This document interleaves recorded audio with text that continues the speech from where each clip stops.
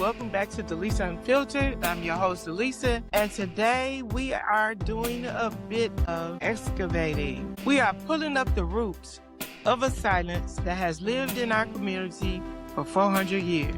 The Echoes of Slavery Part 2 are finding relief through trauma-informed therapies or somatic experiencing. These methods focus on the body and the subconscious, going deeper than just talk therapy. There is also the work of reparenting, where we learn to give ourselves the validation and mindfulness, which helps pull our nervous system back into a state of peace. Now, I have to be clear, I'm not a healthcare professional. I'm just your sister, Delisa, navigating these challenges alongside you. I'm looking at this inheritance that we didn't ask for, but we were born into. Nonetheless, join me as I break down the echoes of slavery and how they still resonate in our lives, our bodies, and our families today. Let's figure out how to stop the echo, a narrative that's not talked about enough in the Black community. When you label something, you can identify it and heal it.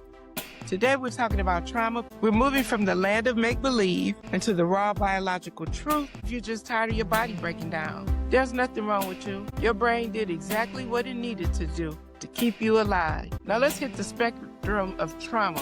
We often define the enemies we're fighting. Post-traumatic slave syndrome, PTSS.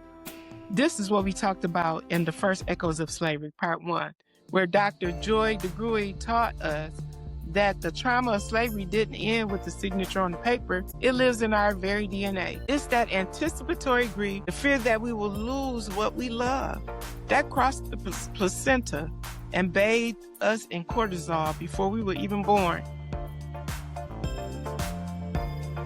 Metabolic hormone. What does that mean?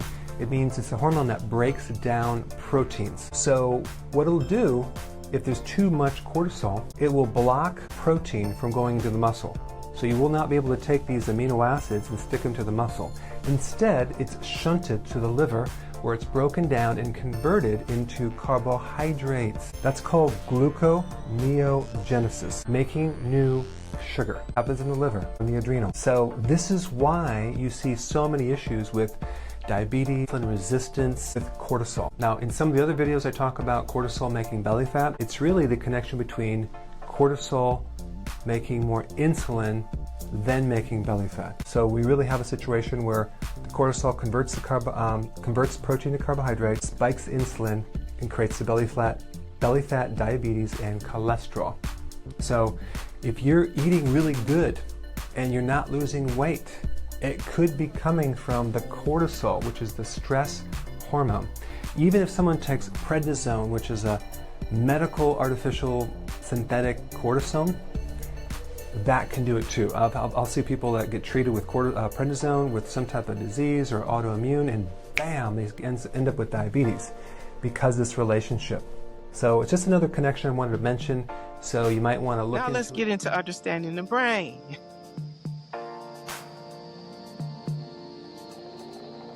Such as the prefrontal cortex, the hippocampus. The concept of the amygdala shrinking is often discussed in the context of recovery and mindfulness. Research suggests that essentially, as you learn to regulate your emotions and lower your baseline stress, the amygdala no longer needs to maintain its inflated state of readiness, leading to the more balanced and less reactive emotional center.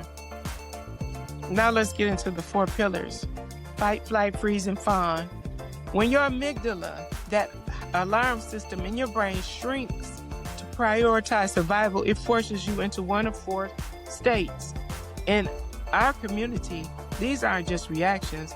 They're often manifest as self-destructive behaviors or addictions. Fight, what it looks like, being quick to pop off, irritability, or the need to control everything. The self-destruction, we get labeled as aggressive. We end up in the legal system or isolated because our protection is pushing everyone away. Flight, what it looks like, overworking, perfectionism, need-free, literally running away. The addiction, this is the workaholic, the person who can't sit still, because if they stop moving, the feelings will catch up to them. We use busyness as a drug to avoid the void. Freeze, what it looks like. Numbness, laziness, which is actually exhaustion, or being that quiet person who just disappears into the background. The addiction, scrolling for hours, disassociating, or using depressants like alcohol or pills to stay in the numb zone so the world can't hurt us. Fawn, what it looks like, people pleasing at any cost. You become a mirror for what others want so they won't hurt you. The self-destruction of that, you lose your identity. You stay in an abusive relationship or toxic dynamics because your brain thinks, if I'm useful, I'm safe. The physical breakdown, the body is the scoreboard. When you stay in these 4 stages, the cortisol creates a triple threat. The thyroid slows down to conserve the energy for the war that isn't happening, leaving you with bone deep fatigue. The liver, it pumps stress sugar into your blood, leading to insulin resistant and skin issues like psoriasis and vitiligo. The heart, it's tired of beating under 40 years of pressure. How stress affects your heart and blood vessels.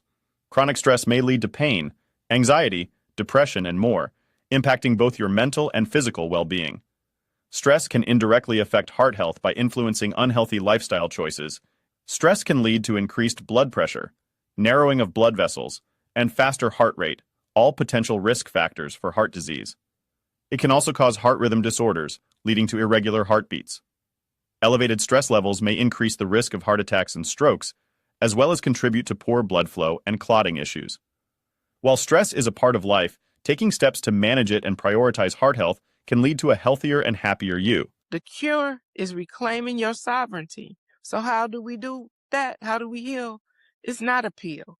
It's radical full-time job of somatic healing. Since trauma is stored in the body, you can't just talk your way out. You have to move. Use the djembe drum and find a new heart rhythm.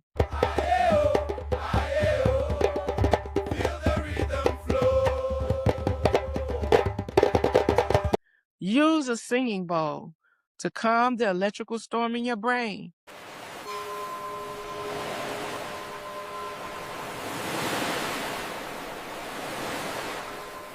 Knowledge as the exit. Pick up some books. When you name the trauma, it loses the power to control your biology. And finally, forgiveness of the vessel.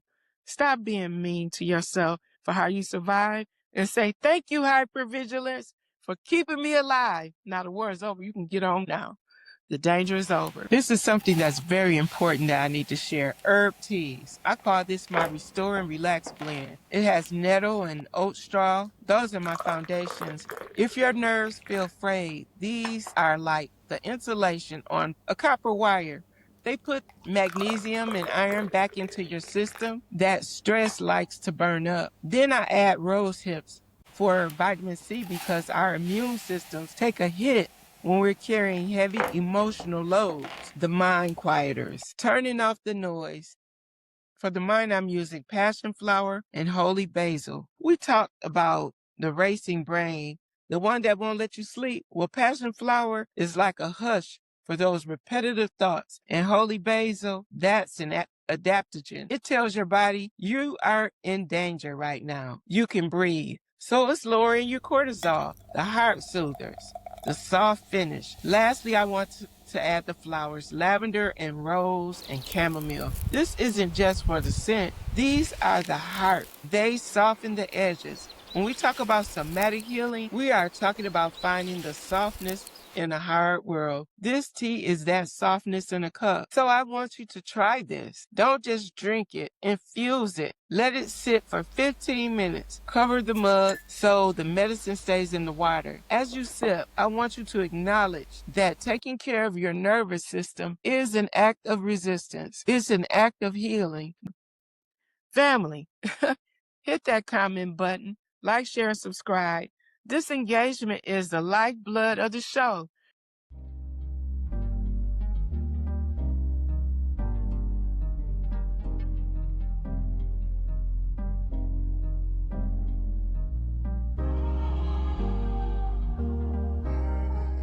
We are lowering our cortisol.